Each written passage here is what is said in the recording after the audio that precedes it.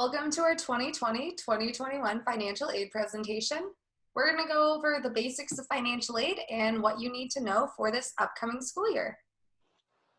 So the business office and the financial aid office are very similar. So we do a lot of the same things. So the financial aid office is more of knowing all the rules and regulations of grants that are federal grants, state grants. We deal with scholarships. We deal with a lot of aid, whereas the business office will deal with a lot of more payments and refund checks and account issues. So if you're looking for a 1098-T, you're going to go to the business office, not the financial aid office. We can get one for you by emailing, but it's going to be a lot faster if you just go to the business office personally and get it, or look at your MyHeritage and get it. Also, refund checks are done through the business office, not the financial aid office, so you can go check it out there. But if there is paperwork, like if you get selected for verification or if you need a loan, you'll come to the financial aid office. Okay, so this is the Documents tab under your MyHeritage account. So every year a student has to renew their FAFSA or WASFA application. And so if you do that, you might be selected for verification. That basically just means that we need additional documents from you. Some of you might have already been selected for this past year, and it's pretty easy. But here you will see the list of documents. So you'll receive an email from us saying, hey, we need these documents. Here's where you can see exactly what you need to send us. And you can also see if we've received it.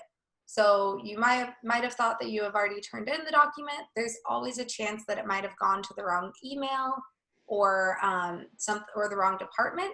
So just go ahead and double check that you know that we have received it, and that way we can get you your financial aid as quickly as possible.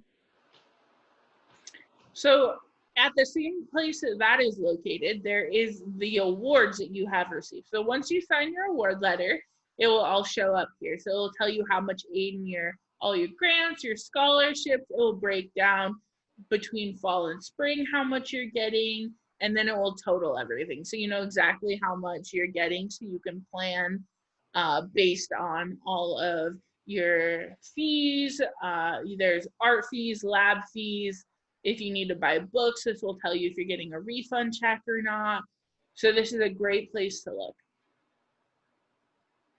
And so I am our scholarship coordinator here at Heritage.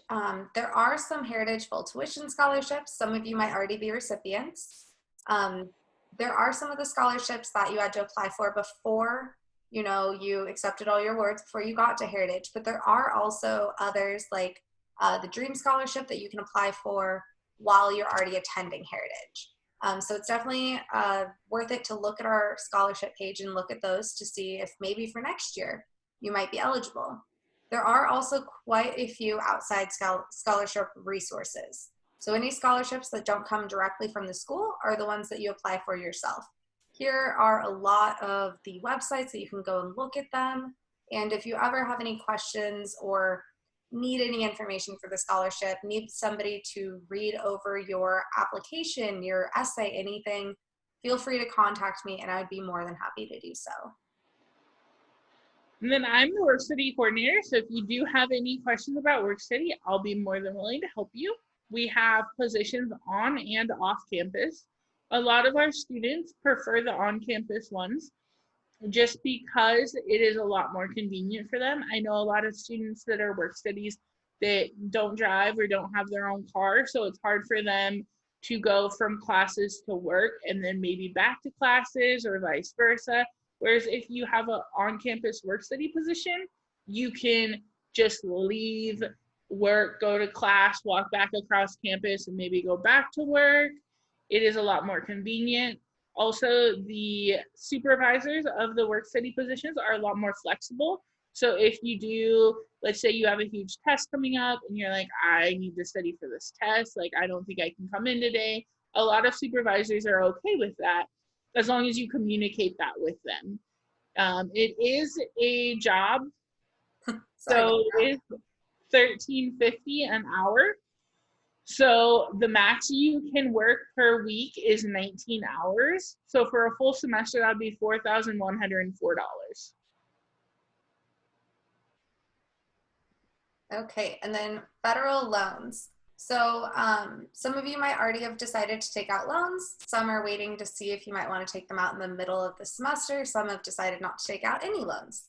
Um, so the amounts that you're eligible for do depend on whether you're a dependent or an independent student. So if you had to use your parents' information to when you filled out your FAFSA or WASFA application, you'd be considered a dependent student. If you only had to fill out your own information, then you'd be considered an independent student. So the two different types of loans are subsidized and unsubsidized. Subsidized do not accrue any interest while you're attending school. Unsubsidized loans do accrue interest, but generally they're fairly low rates, and Emily will talk about that. So loans do not need to actually be paid back, these types. Other private loans might, but the federal loans don't need to be paid back until 6 months after you graduate or finish attending school. You can always make payments while you're currently attending, but it's not a requirement at all. There are Parent Plus loans that are available. Those have quite a few more rules and stipulations. So if you're interested or your parents are interested in that, please go ahead and email us or call us and we can go over that with you. So loan fees and interest rates. So the origination fee is a 1%, little over 1% fee. This just helps with all the costs and the processing of all of the loans. The interest rate is 2.75%, which is an extremely low student loan interest rate right now.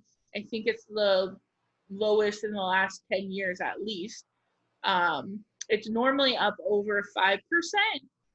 So if you are considering taking out a loan, right now would be a better time than, let's say, next year, or it's a good time to take out loans if you do need that. Yet again, you will have to pay these back, so that is something to consider, but it is a good way to get through school. The origination fee for a $3,500 loan of an unsubsidized is $37. So even though you're taking out a $3,500 loan, you're only going to get $3,463. And then you can see the breakdown for the unsubsidized in the Parent Plus loan. The Parent Plus loan, like Courtney said, does have a lot more rules and regulations, and a lot of students don't need to take them out because the subsidized and unsubsidized is enough, but that is an option. And like she said, we are more than willing to talk about that, but it is a lot more complicated. So it's a lot better to talk about it on a one-on-one basis. But if you do have any other questions about even subsidized, unsubsidized loans, we know it's very complicated. So we're more than willing to help you repeat the same thing 3 or 4 times, try to explain it in different ways. So whatever questions you have over loans, don't feel like it's a stupid question. I'm sure we've heard it. And me and Courtney are still somewhat new, so I'm sure we've asked it. So don't feel bad about it. Okay, so loan documents. If you decide to take out loans, even if you wait till the middle of the semester and you decide, once you have communicated that with us, you still have to complete a couple things. So you have to complete the entrance counseling and the master promissory note before we can disperse any of those funds to you. They are found at studentloans.gov. You use your FAFSA information to log into there and complete these 2 counselings. I think they take about, I'd say an hour, hour and a half total to get through both of them, but they do have to be complete before we can disperse any of that money to you. If they aren't complete, you don't get the money. So they don't take that long. So if you are taking out loans, definitely make sure that you get it done, and I'd get it done earlier than later.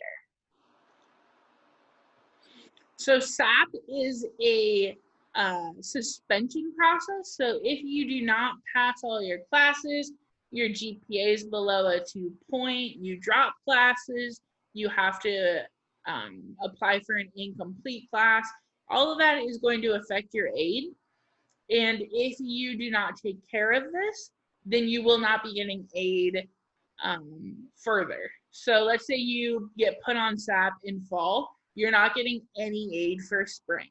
And if you get put on it in spring, you're not getting any aid for summer or fall until you do appeal that. The appeal process is going into the financial aid office, talking to us about it, and then we normally will ask why you did not feel that you could have completed these classes. We'll just have a conversation with you, and based on your reasoning, we'll ask you to write up a letter. It's a one-page double-spaced letter that states like, oh, like my parent died and it was overwhelming, or as of right now, COVID caused a lot of issues. So that was a big one we saw. So it can be personal, it can be the adjustment to college, whatever's going on, you just need to come talk to us and we'll see what we can do for you. And then, so for your grants that you might be receiving, College Bound, Washington College Grant, or your Pell Grant, they do have a maximum time frame that they can be used in total. So College Bound is 4 years, Washington College Grant is 5 years, and Pell Grant is 6 years. So, you know, if maybe you're taking part-time classes to start with, or it takes you a little longer to finish your degree. For me, it took 4.5 years. You just want to be cognizant of that, you know, you don't always have the same aid forever. They do have time limits that they put on the grants that you're receiving. So, you know, if maybe you are going to take 4.5 years to finish a degree, that last semester, you might not be receiving the same amount of aid. So just kind of keep that in mind, and you can always come talk to us, you know, maybe if you've transferred or anything like that, then you can come in and talk to us and we'd be more than happy to help. And then here's our timeline. So in October, you need to fill out your FAFSA. October 1st, it opens, and that's very important. You need to do it every single year. If you do it your freshman year, that does not mean you're good for the next 4 years. You need to do it every single year. December, we normally start looking at them, reviewing it, seeing what further information we need from you guys. And then January, February, March, we go ahead and start emailing students, trying to work with them to get the right documentation. And then in March, we start sending out award letters. Award letters are where you will state if you want loans. It will tell you how much aid you're receiving, how much money you'll have to pay back, all of that information.